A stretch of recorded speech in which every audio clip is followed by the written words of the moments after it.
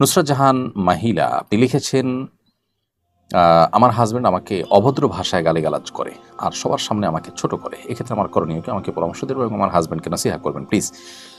প্রথমত, গালি সর্বাবস্থায় খারাপ, সেটা ভদ্র ভাষায় অভদ্র ভাষা যেটাই বলুন না কেন, সর্বাবস্থায় খারাপ এবং নিষিদ্ধ এবং নাজায়েজ এবং হারাম।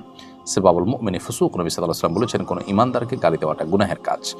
অতএব যিনি তার নিজের স্ত্রীকে এটি করছেন তিনি ডাবল গুনাহ করছেন। একে তো একজন মুসলিমকে তিনি গালি দিচ্ছেন, দ্বিতীয়ত স্ত্রী যাকে আল্লাহ তাআলা বলেছেন, যার সম্পর্কে আল্লাহ বলেছেন ওয়া আশিরুহুন্না বিল মারুফ, তোমরা তোমাদের স্ত্রীদের সাথে সুন্দরভাবে দিনাতিপাত করো, সেটার লঙ্ঘন তিনি করছেন।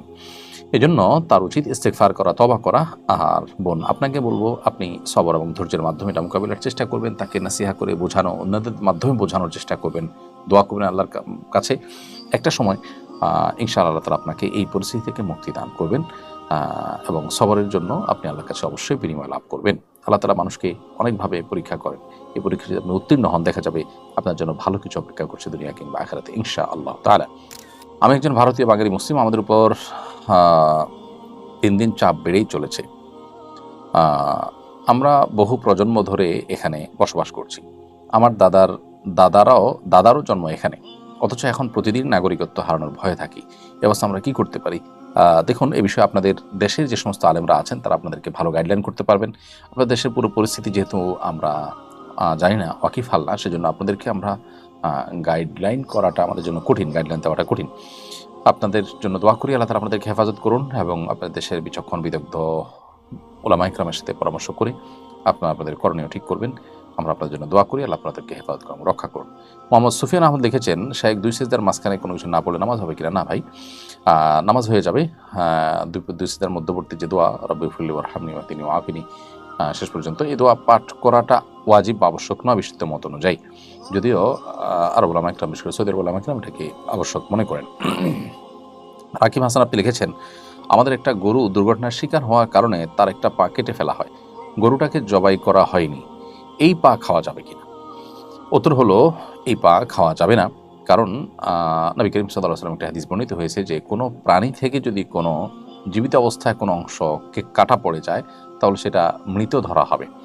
অতএব কোনো জীবিত গরুর পা কেটে পড়ে গেছে, শরীরের কোনো অংশ কেটে পড়ে গেছে, কোনো অংশ থেকে গোশত কেটে পড়ে গেছে, ওটা খাওয়া যাবে না। কারণ এই গোশতের এই অংশটাকে মৃত ধরা হবে।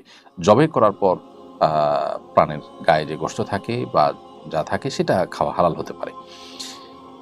কিন্তু জবাই করা ছাড়া যদি কোনো কিছু শরীর থেকে আলাদা হয়ে যায়, বিচ্ছিন্ন হয়ে যায়, সে অংশটা খাওয়া হালাল হবে না। ফিলিস্তিনকে কি মুসলিম বিশ্ব ভুলেই গেল? কিছুই করার নেই। এজন্য কি মুসলিম বিশ্বের শাসকরাও আমরা জনগণ আল্লাহর কাছে দায়ী হব না? দায়মুক্ত হওয়ার কোনো উপায় থাকলে জানাবেন।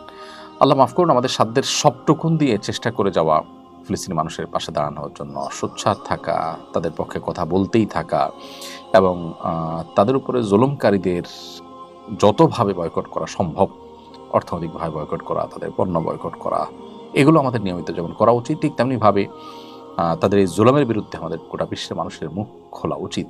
আমাদের জন্য সবচেয়ে লজ্জার বিষয় হলো যে অমুসলিম কান্ট্রিগুলো, যেমন অস্ট্রেলিয়ার মতো দেশ, স্পেনের মতো দেশ, অনেক অমুসলিম কান্ট্রিগুলো পর্যন্ত, ফ্রান্সের মতো দেশ, অনেকগুলো দেশ যাদের অনেক বিষয় আমরা সমালোচনাও করি, কিন্তু তারা পর্যন্ত ফিলিস্তিনিদের জুলুমের বিরুদ্ধে, তাদের উপর যে জুলুম চলছে সেটার বিরুদ্ধে তারা কথা বলছে। সেখানে মুসলিম রাষ্ট্রগুলো সেরকম শক্তিশালী কোনো ভূমিকাই নিচ্ছে না, মুখ দিয়েও তারা সেভাবে তেমন কোনো কথা বলছে না। এর চাইতে দুর্ভাগ্যজনক বাস্তবতা বোধ আমাদের সামনে আর কিছুই হতে পারে না। এই জন্য আল্লাহ তাআলার কাছে আমাদের গণ ইস্তেগফার করা উচিত আমাদের এই গণ অপরাধের কারণে। আল্লাহ তাআলা আমাদেরকে রক্ষা করুন এবং হেফাজত করুন এবং আমাদের সংশোধন করুন এবং তাদেরকে আল্লাহ তাআলা রক্ষা করুন এবং হেফাজত করুন। এই জুলুম থেকে আল্লাহ তাআলা তাদেরকে উদ্ধার করুন।